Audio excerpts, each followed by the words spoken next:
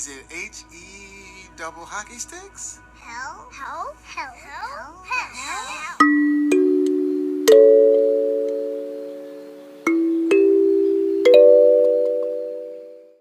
When I say I was excited for this movie, I mean excited. I went straight over to Disney Plus when I realized the movie came out today. I think I only seen a few snippets of the trailer, but I mean, it was animated black people. How could I miss that? The movie started off with some interesting choice of instruments.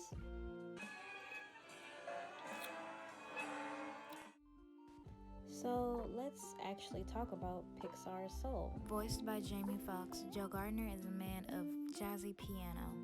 He has always dreamt of performing his jazz music on stage in front of a crowd. As he is always turned down from opportunities to do this, he becomes a middle school teacher. It seems as though he's actually good at that because he gets a full-time position. The issue with that is he doesn't want to be a middle school teacher. He wants to fulfill his father's shoes of becoming a performing jazz artist. Now, I did not watch the trailer of this movie because I saw animated black characters and I was like, I'm gonna watch it regardless. So when Joe actually dies, I was quite shocked. I was like, did they seriously just kill this black man in the first 15 minutes? No, but seriously, that actually took me by surprise. Like, he actually died. I will admit, this kind of showcased how unfair life is. Because Joe literally got his shot in jazz literally 5 minutes prior and he dies. That's truly how unfair life is. It doesn't happen on your time. Why aren't you running? I don't know. What's wrong with you people? I don't know. When Joe enters the great beyond, I think he has the perfect reaction. Majority of these people are aware that they're about to die and no one tries to fight it. I don't know if Joe has main character syndrome or everyone else just had a sad life, but it's just strange to see no one else try to fight for their soul to stay alive. If anyone were consciously dying, they would probably do the same as Joe did. It is an honor having you prepared 22 for Earth. I'm gonna make you wish you never died. Okay, first of all, that line is so evil. Like, what? Homegirl literally says, I'm gonna make you wish you never died. That was just insanely insane. Anyway, 22, she doesn't really stand out to me as a character. I don't hate her, nor do I love her. She's kind of just there. I mean, she is essential to the story, but it was just something missing about her character. It's probably the fact that she was an asshole for majority of the movie.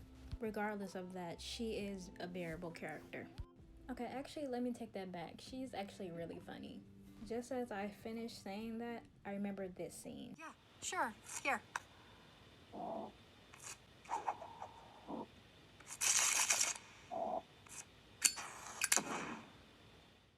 See right there? That's true comedy. 22 is an asshole, but I mean, she's a funny asshole, so I can deal with her character. My life was meaningless. The reason I'm making this entire video is because of that line. Joe watches his life unfold, his failures more importantly. He believes his life was meaningless, like he lived for nothing. As a person myself, that makes me wonder, am I living for nothing? The line in itself makes you wonder and reflect on your own life. Personally, I don't think life has to have meaning. And although life does not have to have meaning, I do hope my life does have meaning to it. I'm not saying I need to be the most valued person, but when I reflect on life, I want to look back with satisfaction and happiness. I don't want to regret or dread not doing something. That line made me wonder, if I were to die right now, would I be satisfied looking back on my life? To your body because it doesn't have a soul. Then why am I in a cat? I don't know. First and foremost, that scene is hilarious. I feel so bad for the cat, but I mean, it just meow. Anyway, the whole Joe and the cat and 22 in Joe's body, it gave me very much so Freaky Friday vibes. I enjoyed the dynamic, but I can't help but think that it's Princess and the Frog all over again. And with that, I mean you take a black character and then you turn them into an animal. And one could argue that Joe, his body is still there the entire movie, but it's still a white woman's voice, while the cat gets his voice. I don't know, it kind of didn't sit right with me. I was kind of alright with it. Regardless, I enjoyed the dynamic. The snippets of the barbershop scene is exactly why I watched the movie without giving it any thought. It showed perfect depictions of the inside of a black barbershop. The depiction was so spot on that I had to look up the director of the movie. First, I saw a white man, but as I did a little more digging, I found my man, Kemp Powers. Kemp was a co-director, so it was satisfying and nice to know that someone black actually had a say in that scene. It makes everything make more sense and tie in with our culture. Big things like this is why representation matters. The barbershop scene probably wouldn't be as well received if someone who hasn't experienced a black barbershop were to direct a scene like this. As I mentioned, the barbershop scene in the snippets and trailers is why I watched the movie in the first place. And it's not just the barbershop scene that's so important. It's also the character designs and the character attitudes and the characters' motives. They all tie into black culture, which creates relatability and sense. But you wouldn't even give me 5 I lost minutes. everything because of you. You cheated. I just want to say this isn't a review, it's more so of an analysis. But I guess Terry is the antagonist of this movie, and I would like to say I actually enjoyed him. Terry was simply doing his job. When he tells Joe that he cheated, there's no malicious in his voice. Terry doesn't want to have to chase down lost souls, but that is his job as the counter. I don't really enjoy villains, so I feel like Terry was the perfect antagonist for me. Waiting on this day for my entire life is... I thought I'd feel different.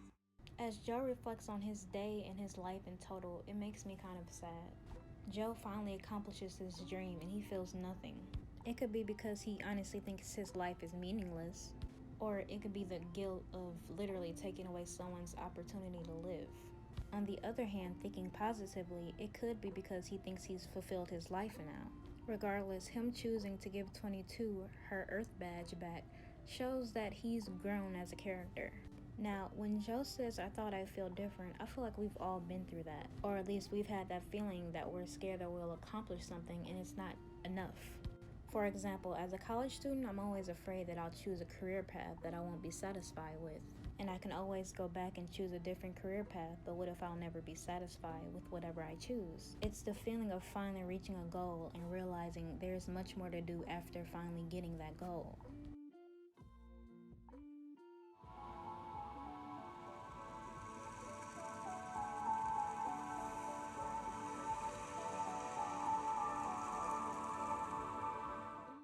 To conclude, I would say I was pretty satisfied with Soul. The characters were accurate, the jokes were funny, and most importantly, the story was very compelling. The story was so compelling that I literally had to sit down and make my first YouTube video about it. I think I would be more satisfied if Jerry actually did join the Great Beyond, but that's only because it would be more realistic, and I understand this is a children's movie. Other than a few details that I mentioned, I believe this movie was perfect. Don't quote me on that because I may be biased, but this is Pixar's first movie that I've actually sat down and had to think about. Life can end at literally any given moment, and unlike Joe, we don't get second chances. So I honestly have to reflect that if I were to die tomorrow, would I be satisfied right now? I don't know how it feels to die. I don't know if you get a moment to reflect your life or think about your memories. But if I do get that moment, will I be satisfied? Honestly, I'm pretty comfortable with my life right now, but I don't know if I'd be satisfied if I knew tomorrow was my last day. Honestly, this movie made me realize I need to live more. I mean, we're in a whole panoramic, so I can't really do much, but I'm gonna try not to hesitate when I want to do something. I want to be able to feel confident enough to just go get something or try to go get something if I want it. Life isn't gonna wait on me, so I should stop waiting on life. As Aaron Burr says, death doesn't discriminate. All in all, Soul was a beautiful piece of work. I hope Disney and Pixar continue to make movies that are diverse and have a great story. But hopefully next time we can get a black character who stays black the entire movie. Just a little thought, no pressure. Actually, a lot of bit of pressure. If you're still here, that has been my conclusion for Soul.